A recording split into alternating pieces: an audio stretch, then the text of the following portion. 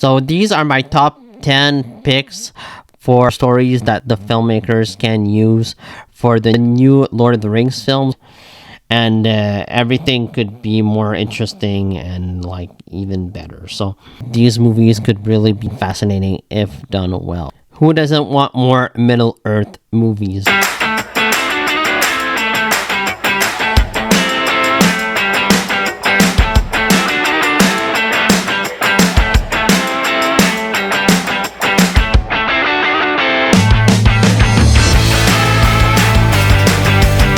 Number 10 is the Fall of Moria. The Fall of Moria could be really interesting because it's centered on the dwarves who like dig too deep.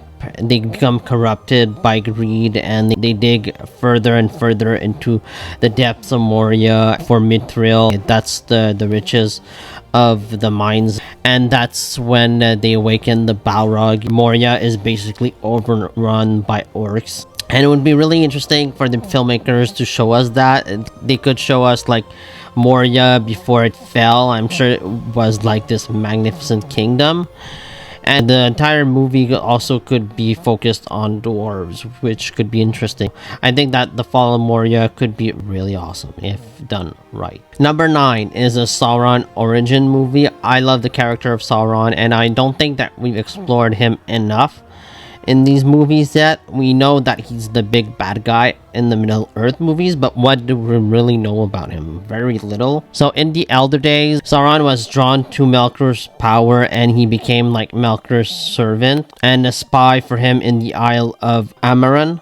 Together, they commanded the dark fortress of Angband. The Valor eventually captured Melkor, but Sauron escaped, went in secret to Angband, and bred an army of orcs there and prepared for war. Sauron also caused like the fall of Numenor. He managed to convince Ar-Pharazôn, which is the king of Numenor, to attack Valinor. Sauron convinces Ar-Pharazôn to attack there.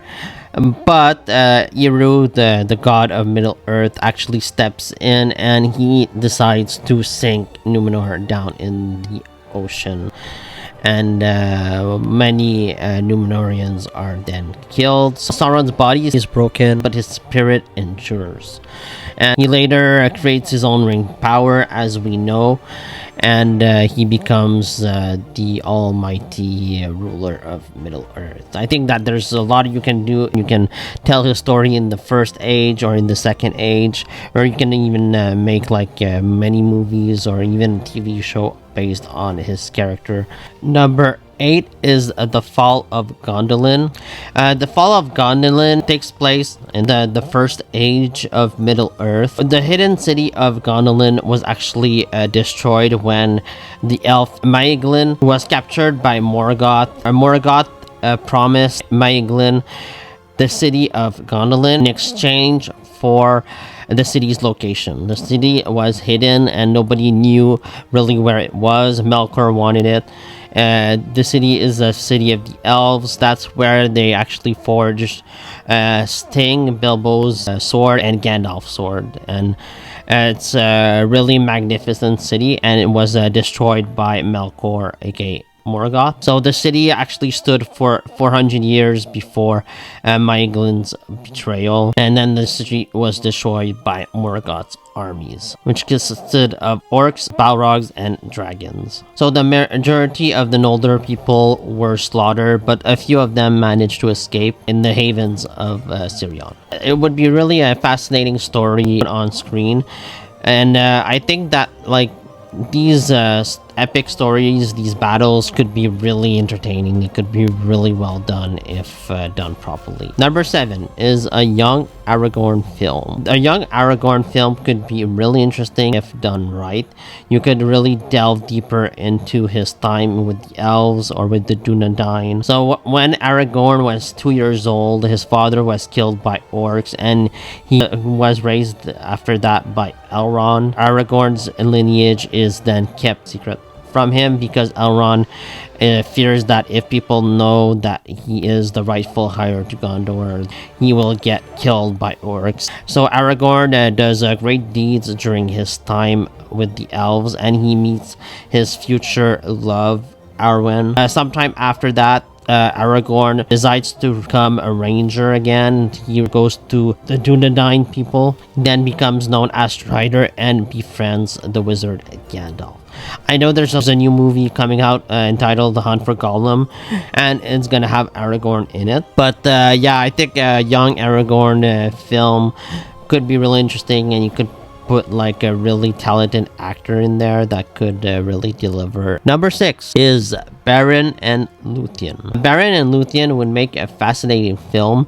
They're a bit like the Aragorn and Arwen of the First Age. They remind me of their story because Beren was a mortal man and Luthien was an immortal elf, and Beren fell in love with Luthien. Luthien's father is an immortal elf, and he is quite opposed to Beren's proposal. He doesn't want them to marry. He doesn't want his daughter to lose her immortality. He then makes Beren accomplish an impossible task, for he weds Luthien in order to prove his worth. Beren must then rob the greatest being of all Middle-earth, Morgoth, of one of the Silmaril. Silmaril were 3 gems created by Fëanor from the essence of the 2 trees of Valinor.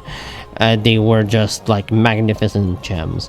I think that the story of Beren and Luthien is really interesting, and I would love to see like the First Age explored more. Number 5 is the Children of Huran. The Children of Huran is considered to be like one of the darkest, if not the darkest, tale in Middle-earth. The Children of Huran takes place in the First Age of the world. Morgoth remains in his secluded fortress of Angband, where he tries to gain control of the entirety of Middle-earth. The story focuses on Turin Turambar, who is the son of Huran, and his sister Nienor.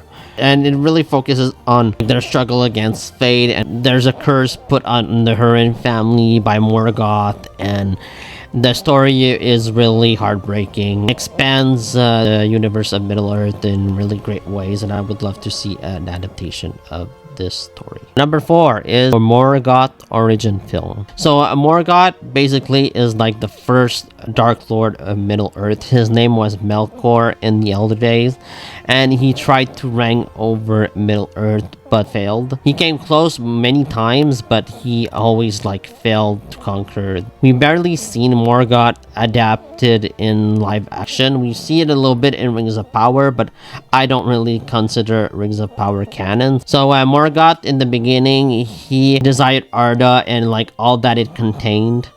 But when he was rejected by his lordship, he felt betrayed and he decided to destroy and conquer. That was his main purpose, his main goal in life. And he wanted, above all, to defy his lord and creator, who was Iluvatar.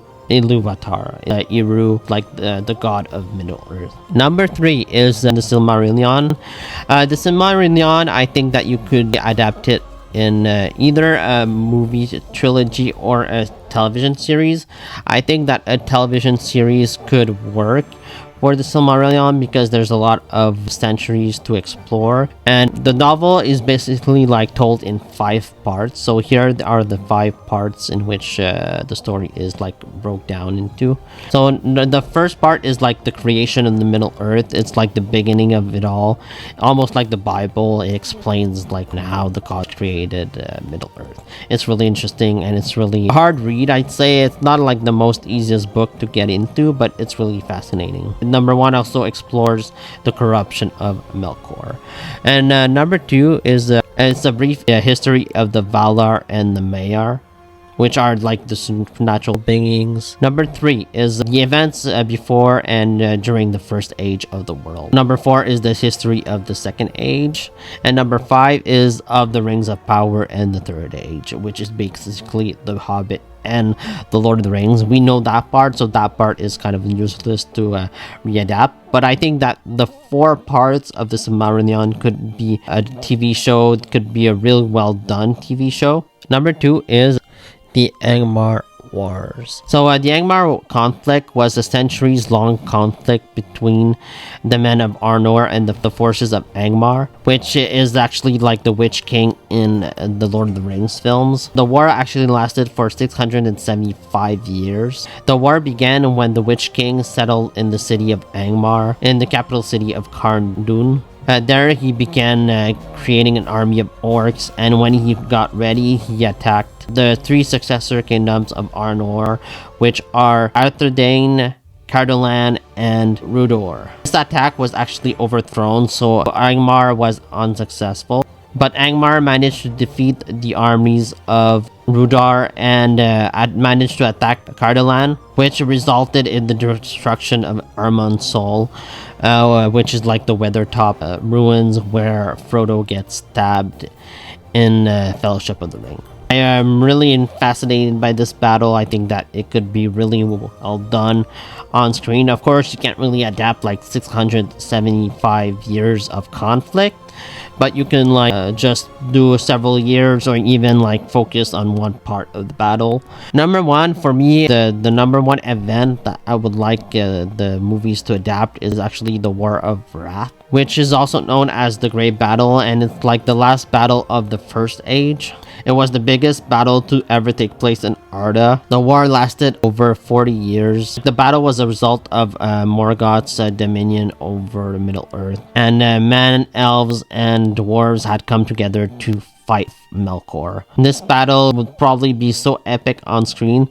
Peter Jackson, I think, would be like the perfect guy to direct this movie because like he loves big battles. And Melkor has like an army of 5 to 7 Balrogs. He also has an army of orcs and of dragons. It really would be really epic. So those are my top 10 stories that would like the new movies to tackle. I think that these could be really interesting if they are done well. I think that these movies could really be special. Let me know what your top 10 stories are down in the comments below. Please like, comment, and subscribe. See you next time. Peace.